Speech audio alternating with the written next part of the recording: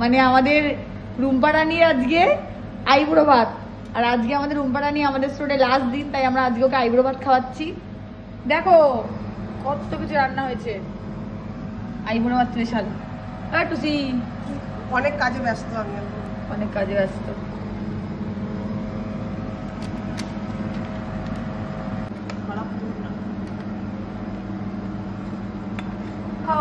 Rumpa leg piece তোমার জন্য wait করছে, তোমার জন্য রুম্পা লেগ পিস তোমার জন্য ওয়েট করছে। My favourite. O my god, তোর জলের বোতল দে। কি দেবো? যাওয়া শুরু করে দিয়েছে। লেগ পিস, লেগ পিস ওর ফেভারিট লেগ পিস। চলো